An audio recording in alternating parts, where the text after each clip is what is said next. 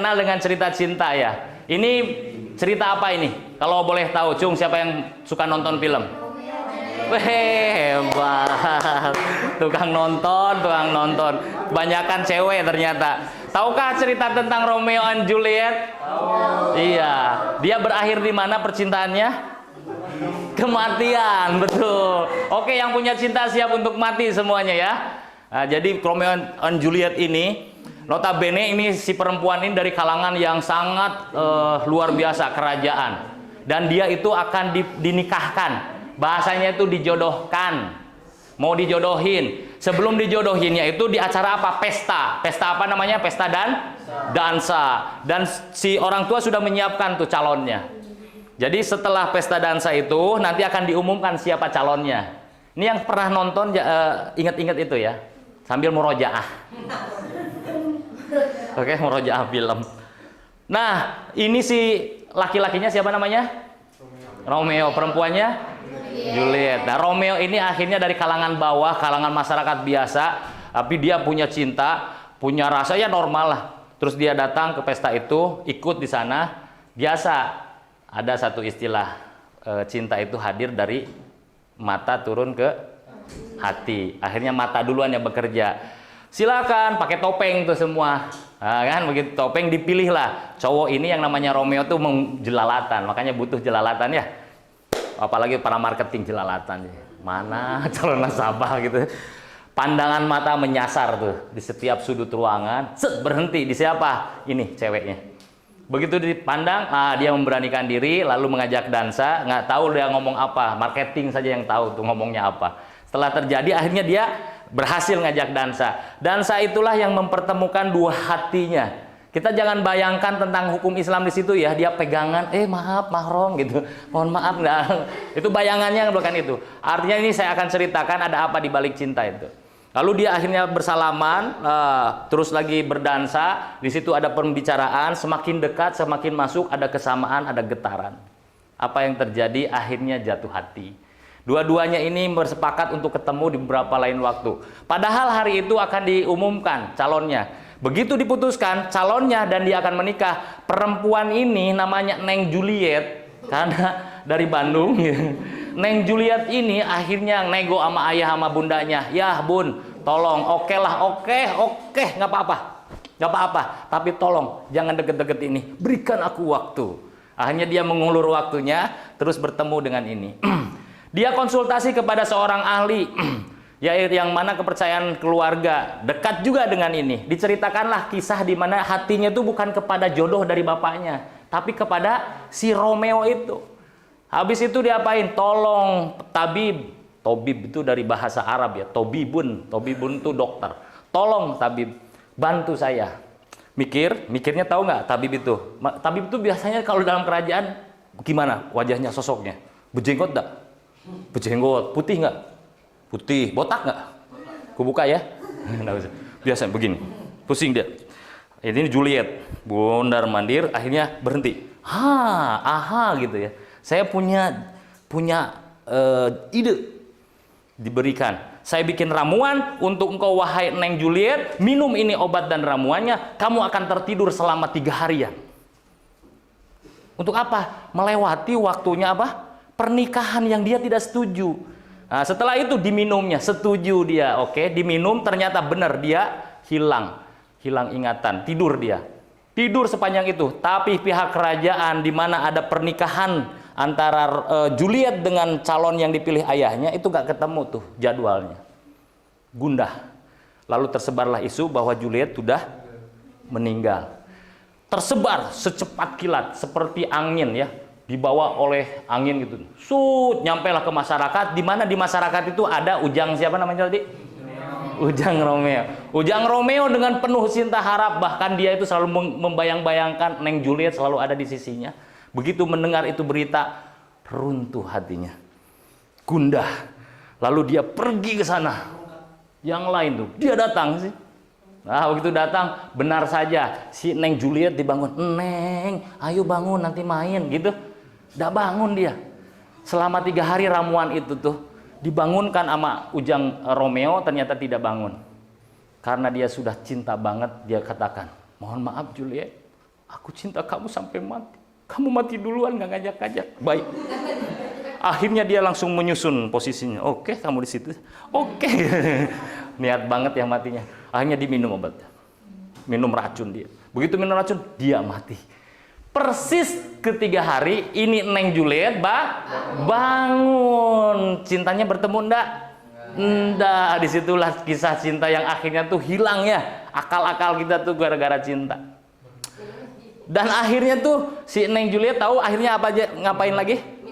Minum juga karena ternyata perasaan di Ujang Romeo sama persis dengan perasaan di Neng Juliet. Neng Juliet akhirnya minum juga, akhirnya mati dua-duanya. Cintanya berakhir. Manis kan? Ada yang mau? Enggak ya. Tapi itulah ya fakta ini seperti di film. Tapi aslinya itu ada. Di dunia nyata tuh banyak bertebaran kisah-kisah seperti ini ya. Nah itu akhirnya yang akhirnya kita simpulkan terkadang ya. Bahwa cinta itu kurang lebih wakilnya itu cerita Romeo dan Juliet. Lanjut lagi. Sampai ungkapan-ungkapan ini saking hadir dalam kehidupan, maka cinta ini tidak pernah lekang dalam kehidupan tuh. Sampai menginspirasi dalam produktivitas. Termasuk dunia entertainment. Bikinlah, nih siapa yang pernah nonton Bid'ah Cinta? Ada juga tuh judulnya Bid'ah Cinta. Bid'ah cinta tuh gimana? Tar saya mikir dulu. Biasanya yang dibid'ahkan itu misalkan kunut. Dia waktu bid'ah cinta film ini dia sedang bertemu tuh sholat subuhnya nggak pakai kunut gitu kan? Ya wallahu alam ya kan? Atau jangan-jangan ya macam-macam sudah. Intinya dia selalu membawa dan mengaitkan cinta saking enaknya cinta untuk dibahas. Apalagi cinta itu kalau udah dirasakan bisa meremelek gitu. Kayak orang-orang gitulah, rada ngeplay gitu ya. Ada cinta SMA, ini ada lagi cinta malaikat, cinta milikku. Mana yang pernah ditonton? Cinta selamanya. Banyak ya. Cinta termasuk judul tadi judulnya film bukan? Ada apa dengan cinta? Pemerannya itu yang cewek siapa? Siapa pemeran ceweknya? Dian Sastro. Yang cowoknya kenal enggak? Iya, Kurnia. Wah, insya Allah gitu ya. Saking hebatnya cinta, akhirnya itu pula yang akhirnya terpampang dalam kehidupan, terus digembar-gemborkan sehingga umat pun menangkap ini. Cinta itu ternyata begini. Kesimpulannya. Walaupun kalau udah ditanya bingung juga apa itu makna cinta, betul? Tapi lihat, katanya cinta ini akan membuat sebuah kehangatan, rasa senyum, rasa gembira, rasa tenang. Sampai-sampai yang nggak punya cinta dia akan mencari cinta. Tapi faktanya yuk seperti film Romeo and Juliet, akhirnya apa? Kita lihat beritanya yang mana? Nah, yang ini bang, dendam, Paujan Tusuk Liman, bukan ya? Intan dan Karna. Ini ada yang nama yang sama bukan? Selalu jadi begini. Akhirnya lagi, apa ini? Akibat putus cinta, pemuda ini nekat coba bunuh diri.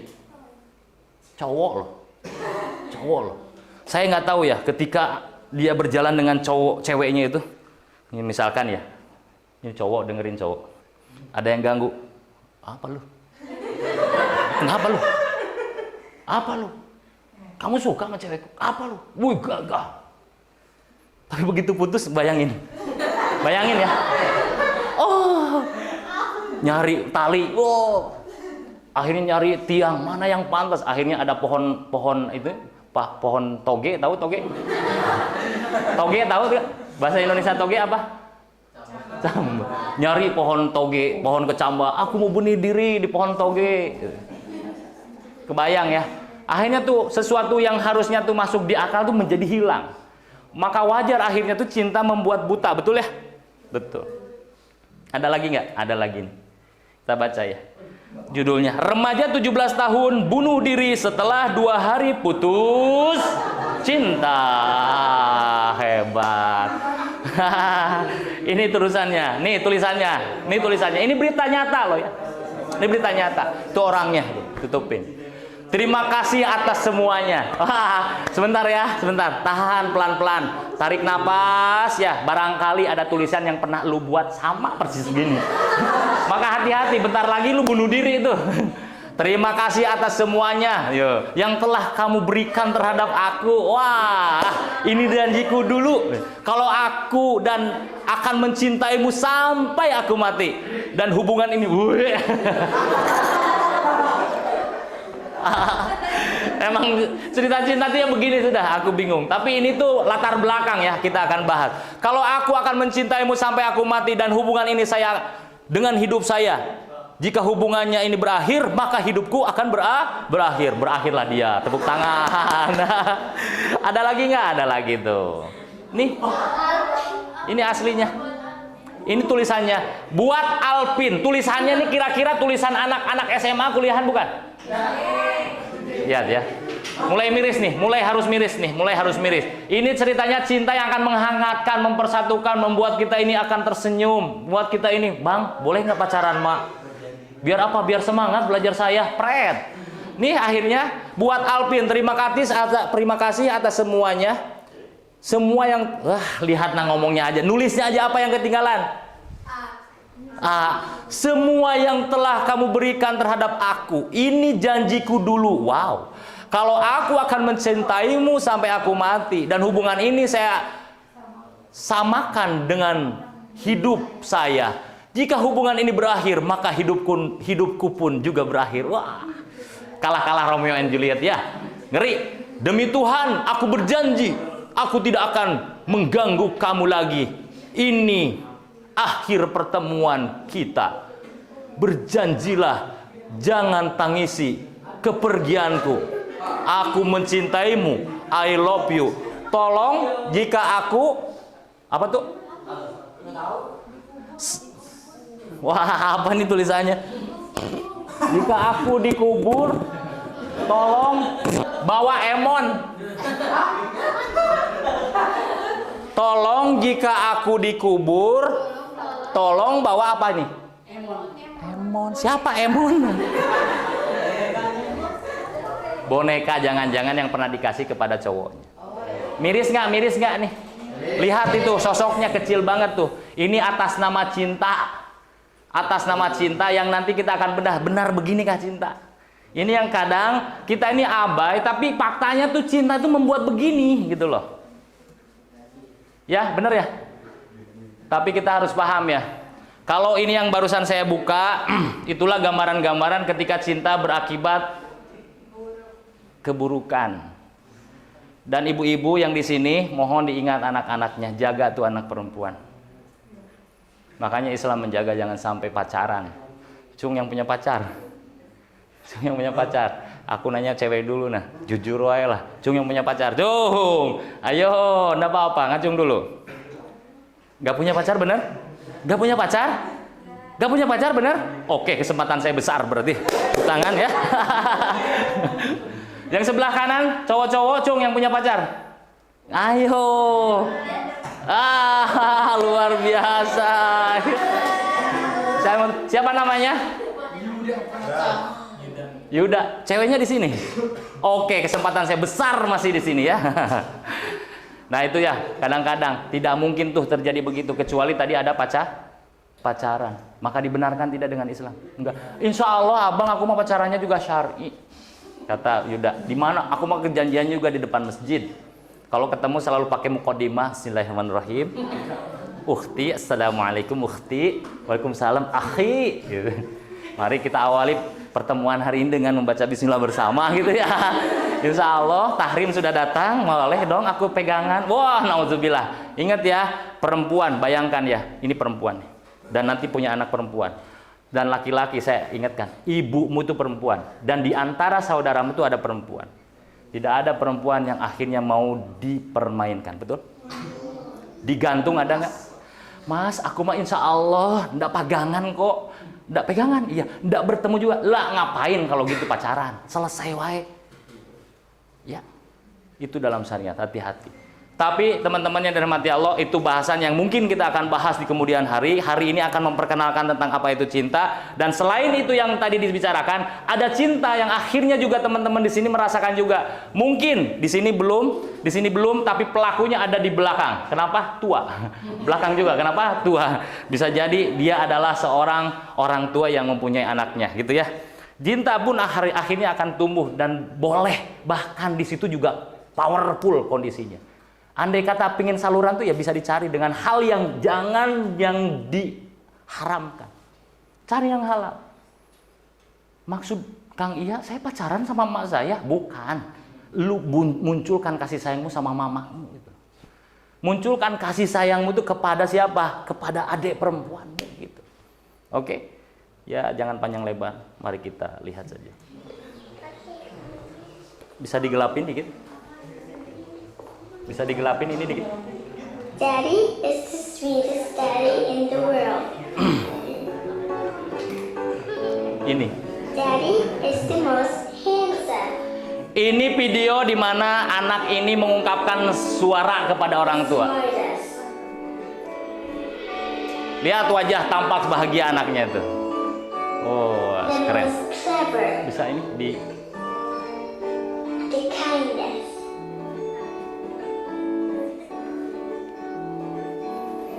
dia paling baik. My Superman. Dia adalah my hero, Superman. Oh. Daddy wants me to do well at school. Wah, Daddy is just great. ungkapan kebanggaan anaknya terhadapnya. Tapi lihat, He lies. dia pembohong. Ayahku pembohong. Ayahku pembohong. Ayah kalian pembohong. Dia Superman, dia paling baik, dia paling kuat. Ternyata dia pembohong. He lies about having a job. Dia bohong tentang pekerjaannya. Katanya seorang About eksklusif. having money. Dia bohong kalau bapaknya tuh banyak uang. Bohong tuh. He lies that he is not tired. Dia bohong kalau dia tuh tidak pernah lelah menghadapi kalian. He lies that he is not hungry. Dia bohong kalau ayahmu itu gak pernah lapar. He Itu buat lies kalian. that we have everything. Dia juga bohong kalau dia tuh punya segala-galanya. Bohong itu ayahnya.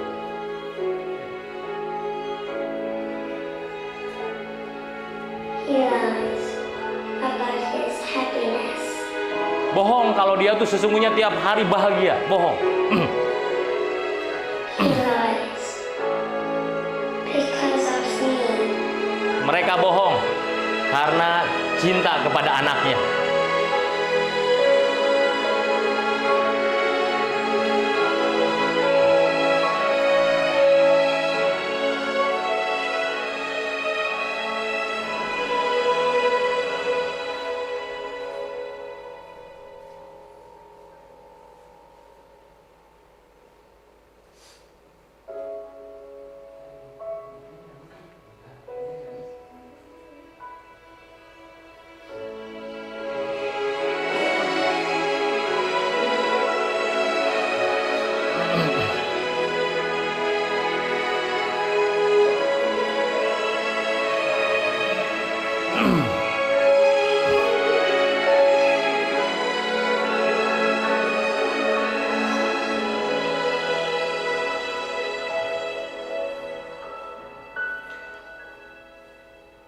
Ini sebuah iklan, sebuah iklan, dan saya sudah nonton berkali-kali. Tapi setiap nonton, apalagi kita menghadirkan sosok ayah, tidak pernah bisa saya tahan, selalu tumpah saja air mata. Itulah juga bagian dari cinta, teman-teman.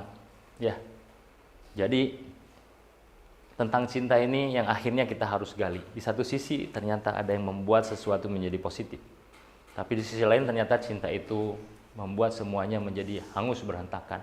Betapa pertama kita lihat iklan-iklan, banyak hancur orang tua, bukan orang tuanya.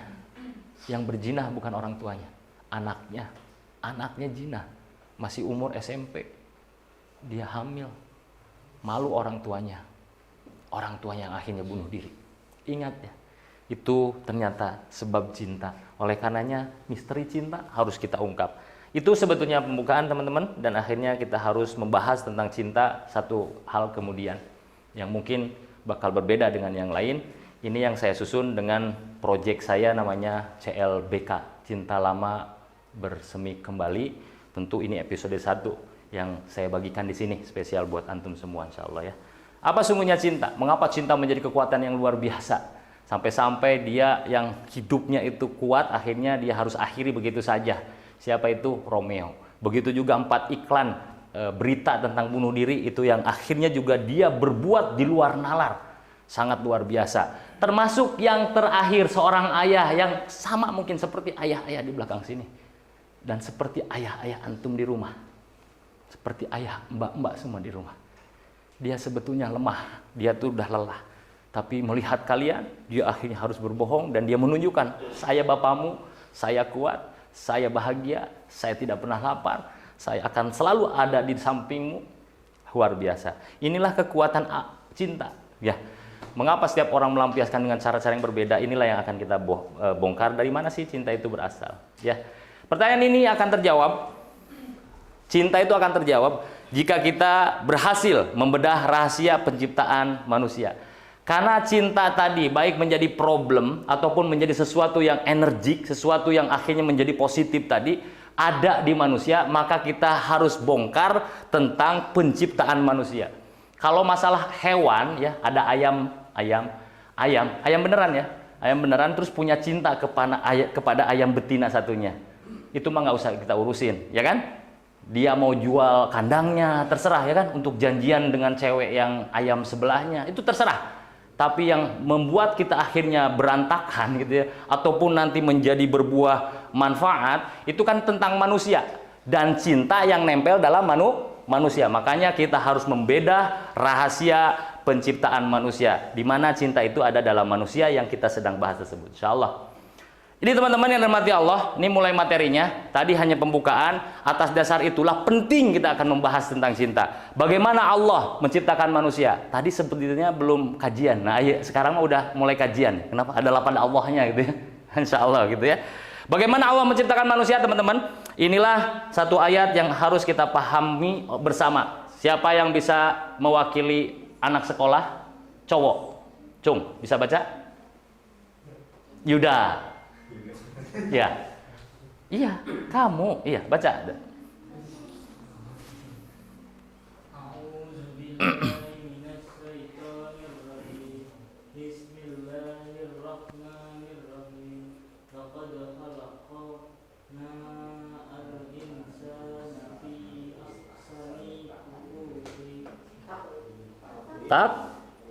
Tapi, wih, romantis gak kalau cewekmu ngebenerin? Bang, salah gitu ya.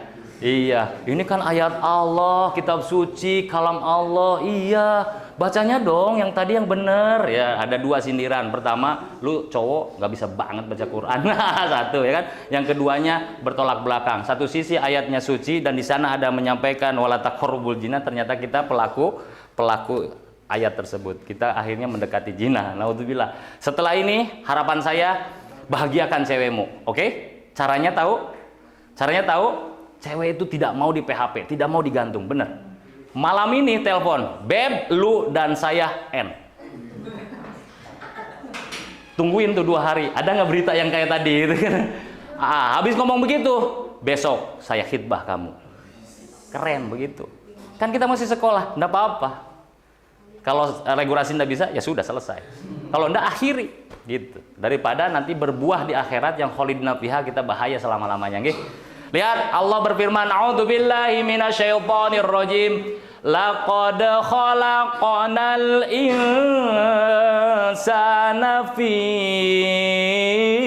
ahsani taqwim. Laqad telah khalaqna, kuciptakan kalian al insan manusia fi ahsani taqwim, dalam penciptaan yang sempurna. Nih ingat nih, penciptaan sempurna itu dulu tuh kaidah 1. Allah menciptakan manusia yang tadi kita pertanyakan, ada cinta nempel di manusia, itulah sempurnanya manusia. Oke? Jadi kita akhirnya jangan langsung menghukumi tentang cinta, akhirnya cinta disalahkan. Jangan juga akhirnya kita mentahdis, mengagung-agungkan itu cinta kalau kita pun melihat sesuatu berbuah baik. Lihat dulu.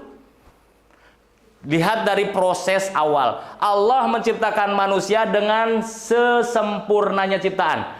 Baik itu fisik, baik apapun, itu semuanya sempurna. Oke? Kalau gambar ini misalkan tanah. Dari satu riwayat, manusia itu dibentuk dari gabungan tanah-tanah yang ada di alam semesta. Gitu. Makanya ini nih gambarnya tanah. Kalau di Indonesia mungkin gabungan mana ya? Gabungan warna apa? Ini cocok, ini cocok? Cocok. Gabung sama ini cocok? Cocok. Tambahkan ini cocok?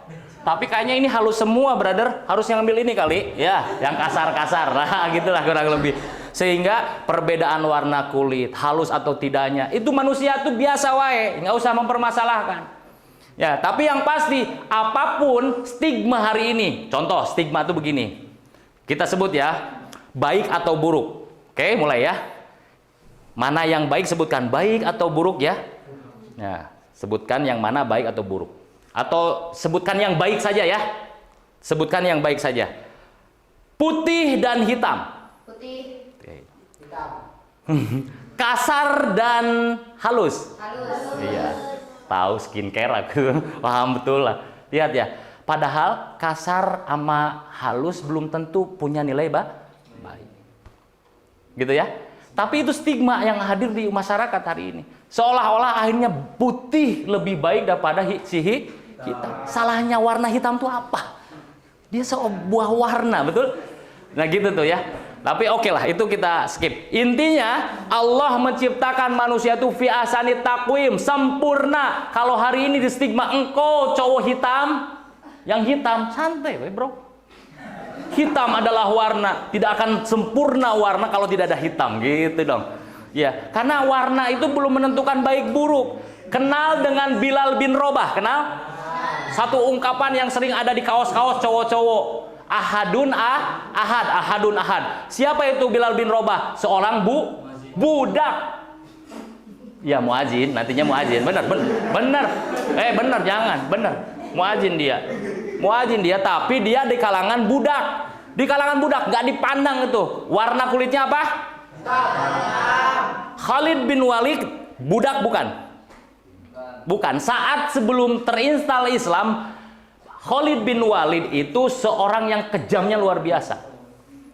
Dibandingkan dengan Bilal bin Robah yang hitam, orang ini masih ada di dunia, terompah kakinya itu sudah ada di sorga. Siapa itu? Budak tadi yang warnanya hitam. Si Abu Lahab warnanya apa kira-kira? Abu Lahab kan juragan di sana, di Arab, putih. Hidungnya gimana? Mancung. Mirip saya. Mancungnya itu. Tapi naudzubillah kelakuannya ya. Tapi ternyata ketika sama Bilal disandingkan, yang hitam Bilal, yang putih Abu Jahal, ya, Abu Lahab. Di sisi Allah yang mulia siapa? Bilal, yang warnanya hitam. Maka hari ini tidak ada hak antum menghakimi manusia secara fisik, betul? Oke. Jadi sekurang apapun, nah sekarang lagi viral namanya Agus. Udah dengar? Yang diwawancarai di kajiannya Agim di TikTok. Ditanya, "Gus, nggak apa-apa?" AA tanya. Iya, karena ternyata dia kurang. Agus juga ngomongnya begitu. Tapi apa yang terjadi? Setelah kamu begini ditanya ini dan itu, kenapa Agus yang malu? Nggak mau. Susah kayaknya tuh ngomong tuh. Nggak takut Agus. Kenapa? Allah. Ada Allah. Lihat ya, kalau ada orang yang ngomong gitu, walaupun mungkin cacat ngomongnya, badannya sangat berat untuk bicara, mungkin berdiri saja susah. Tapi ketika Allah yang dijadikan handalan dirinya itu, kira-kira lebih mulia siapa tuh? Dia bisa jadi lebih mulia daripada kita. Gitu tuh. Makanya nggak boleh ya. Ini pokoknya semua penciptaan manusia itu adalah sempurna. Oke. Di mana letak kesempurnaannya? Mari kita tanyakan. Kira-kira, oke. Oh, ganteng. Oh, cantik, gitu. Begitu cantik masih bingung. Oh, gendut, ini langsing, yang langsing lebih baik, begitu. Kesempurnaan manusia sebagai makhluk Allah, sementara kita kadang-kadang body shaming segala macamnya, padahal ingat laqad khalaqnal insana fi ahsani taqwim, di mana atuh letak sempurnanya? Di sinilah letak sempurnanya. Bukan. Mari kita lihat. Kalau tadi manusia sempurna, di mana letak kesempurnaan manusia? Mari kita lihat jalan-jalan dulu. Ini namanya apa nih? Ganteng banget ya, matanya luar biasa. Elang ini secara fisiknya 5 kali lebih tajam dari mata manusia, matanya elang. Oke? Mampu terbang menukik dengan kecepatan 160 km/jam saat menangkap mangsa.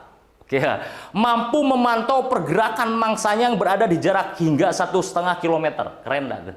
Kebayang nggak kalau ini adalah matanya di kamu? Siapa namanya? Nggak usah, nggak jadi yang belakang. Siapa namanya? Yuda aja. Yuda kah? Siapa namanya?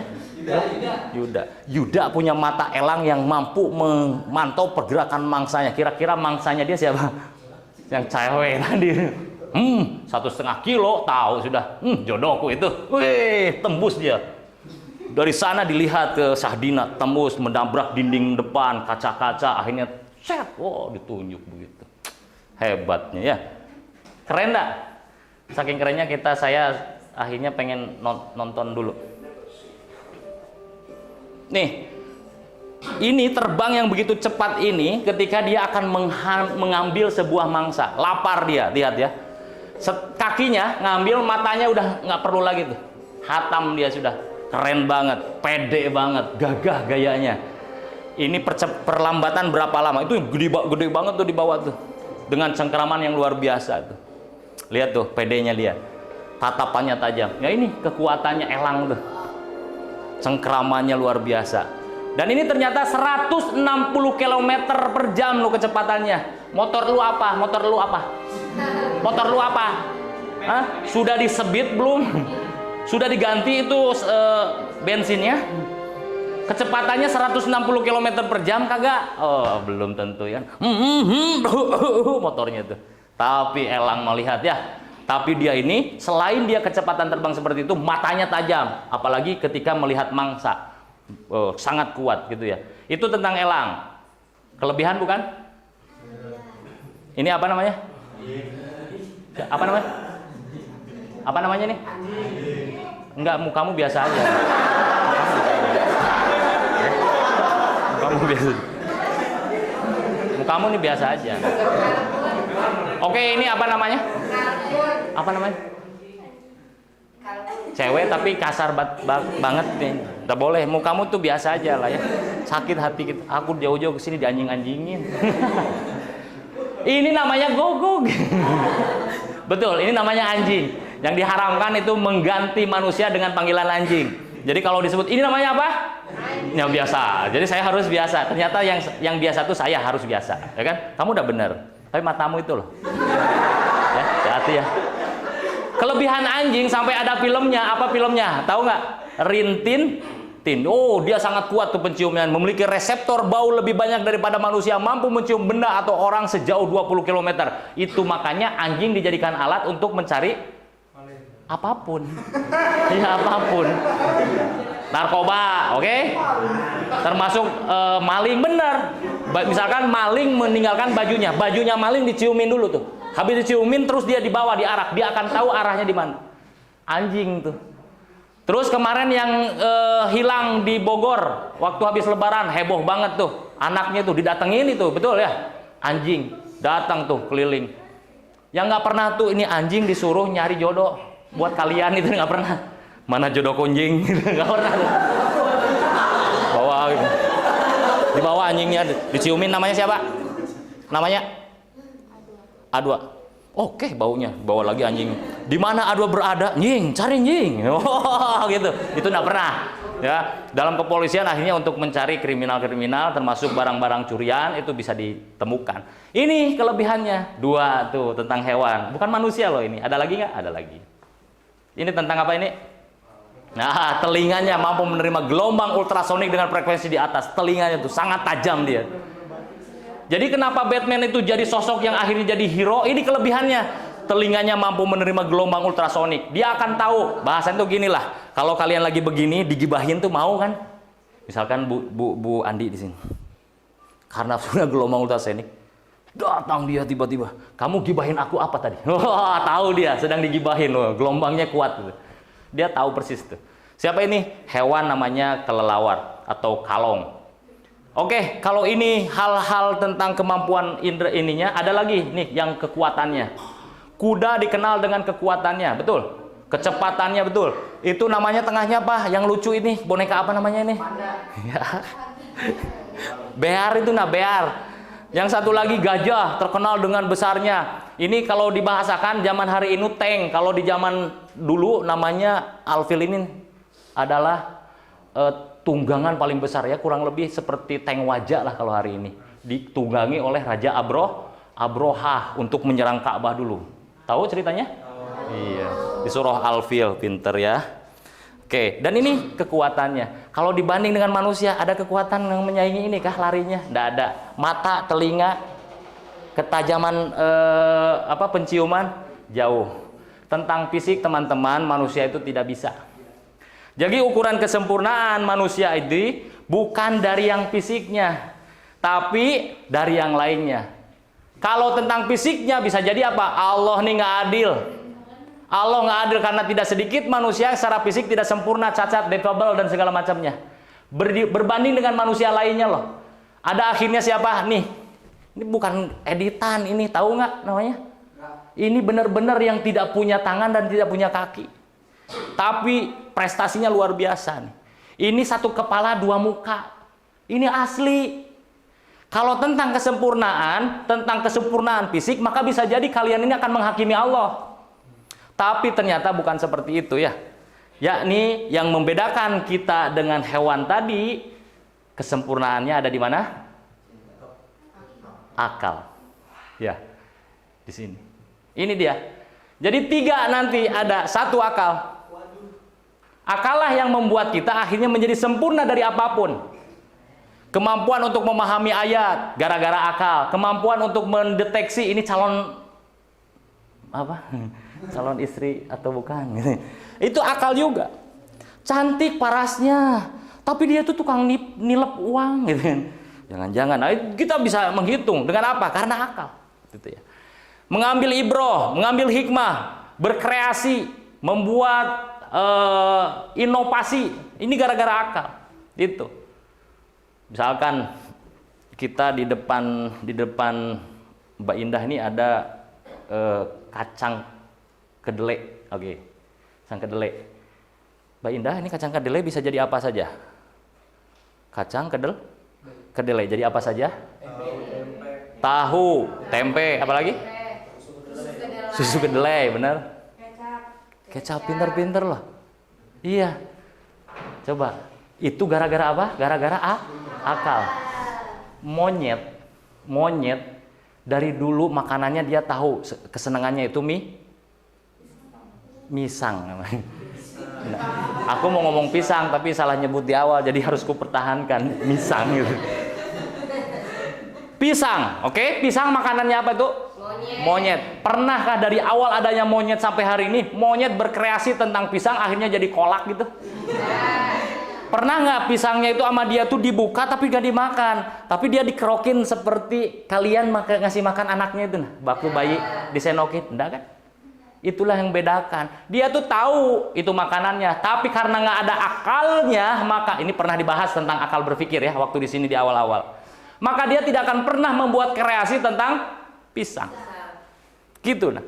Jadi seperti gambar ini. Ini manusia, ini domba, ya. Bahkan ada yang lebih gede lagi selain domba, kerbau. Dibanding dengan anak kecil ini, kerbau ini tenaganya gede siapa? Padahalnya kalau mikir itu si kerbau diikat gini, lawan, weh, bener nggak? Kalian sakit nggak? Bayangkan kalian sakitnya dicucuk ini, sakit nggak? Mau nggak bebas? Kasih tahu tuh si kerbau, bebas, kamu tenaganya gede, lawan tuh. Bisa nggak ngelawan ternyata? Nggak pernah bisa. Kenapa? Lihat kekuatan akal manusia. Akhirnya kekuatan energi fisik itu kerbau tidak akan pernah bahkan bisa dikendalikan oleh namanya manusia, sekalipun itu anak kecil. Betul? Kekuatan akalnya. Inilah yang akhirnya antum semua kata Allah fi ahsani taqwim, karena ada akal. Belum nyampe nih ke cinta. Ya. Ini harus paham dulu. Diperkuat dengan dalil. Walaqad karramna bani Adam wa hamalnahum wa hamalnahum fil barri wal bahri wa razaqnahum minat thayyibati wa faddalnahum ala katsirin mimman khalaqna tafdila. Sesungguhnya telah kami muliakan anak-anak Adam. Nih, anak Adam ini semua. Yang muliain bukan kaleng-kaleng, yang menciptakan alam semesta. Telah kami muliakan anak-anak Adam, kami angkat mereka di daratan dan di lautan. Kami beri mereka rezeki dari yang baik-baik dan kami lebihkan dengan kelebihan yang sempurna atas kebanyakan makhluk yang telah kami ciptakan. Maka hati-hati tukang ngebully, banyak-banyak istighfar. Istighfar pun gak cukup kalau udah ngebully ke orang. Karena kalau dia tidak memaafkan, dosa kedua tuh. Dia tidak bisa ditobati kecuali sama temannya itu sudah dimaafkan. Maka dari situ mulai ngerem tuh untuk ngebully. Ya, kalaupun ngebully ya harus segera minta maaf atau saling memafhumkan diri. Berikutnya, inna fi khalqis samawati wal ardi wa ikhtilafil laili wan nahar la ayatil li ulil albab. Karena apa tuh li ulil albab? Ada tanda-tanda kekuasaan Allah bagi siapa? Orang-orang yang berakal. Tuh, berakal lagi. Kita perkuat lagi. Dan sesungguhnya kami jadikan untuk isi neraka jahanam kebanyakan dari jin dan manusia. Mereka mempunyai hati. Nah, mulai ya. La yafqahuna biha, tetapi tidak mempergunakannya untuk memahami ayat-ayat Allah. Jadi dari sini ayat, hati yang kita sering gadang sebagai perasaan, sesungguhnya itu hati itu bagian berpikir, bagian dari akal. Di mana bagian dari akalnya? Lahum kulubun, kalian punya hati, la yafqahuna biha. Allah sampaikan mereka tidak memahami. Jadi yang memahami itu akliyah. Makanya hati bagian dari akliyah gitu ya. Lahum kulubun la yafqahuna biha. Tuh, itu yang mau disampaikannya. Walahum a'yunul la yubsiruna biha. Punya telinga, enggak dengar. Walahum adhanul la yasma'una biha. Punya telinga, tidak dengar. Punya mata, tidak melihat. Ulaika kal an'am. Mereka itu bagaikan hewan ternak. Hewan ternak sama hewan beda nggak? Ibu-ibu ingat ya, ini ngasih tahu saja. Ini ayat Allah. Allah menyampaikan hewan ternak. Hewan ternak itu lebih lemah daripada hewan biasa. Kenapa hewan ternak disebut lemah? Dia tidak bisa ngapa-ngapain kecuali dikasih makan tuh. Kecuali dirumahin tuh. Ternyata kita ini kalau tidak mempergunakan potensi yang Allah berikan, lahum kulubun la yafqahuna biha, lahum ayunun la yabsiruna biha, lahum udhunun la yasma'una biha, ulaika kal an'am. Lebih buruk daripada hewan ternak. Ulaika humul ghafilun, dan mereka orang-orang yang gofil, lalai. Itu mulai ya. Ini tentang akal nih, masih tentang akal. Yang kedua. Nih yang kedua, hajatul udawiyah. Ini harus dipahami. Jadi gini, kalau kita mau membahas cinta yang nantinya ada manusia, harus paham potensi Allah yang diberikan kepada manusia apa saja. Satu akliyah, akal. Yang keduanya ini hajatul udawiyah, kebutuhan jasmani. Ini naluri, tidak mungkin tidak, pasti dapat. Karakteristiknya muncul dari dalam. Dia ini akan distimulus dari dalam. Contoh apa? Lapar. Pemenuhannya itu mutlak, wajib. Dia menuntut untuk disalurkan. Contohnya adalah lapar. Ya, lapar. Lapar, nuntut apa lapar? Nuntut makan. Itu jasmani itu. Itu dorongannya dari dalam. Haus, dorongannya juga dari dalam. Itu hajatul udhiyah. Kalau sudah dipenuhi, penuh akhirnya. Kantong kemih penuh, perutnya penuh. Apa tuntutannya? Buang hajat. Jadi dari hajatul udhiyah ini muncul tiga hal. Lapar menuntut makan. Haus menuntut minum. Kalau sudah terpenuhi dan penuh, menuntut untuk dibuang. Ini namanya hajatul udhiyah. Dua. Lihat ya. Ini pernah didengar oleh kalian? Belum pernah dengar? Amazing. Perhatikan. Paham ini, antum bakal meloncat untuk bisa berpikir lebih santai lagi. Gitu ya. Yang ketiga, nah nomor 3, gorijah. Goroiz ini naluri. Ini dari Allah tuh ngasih ini naluri.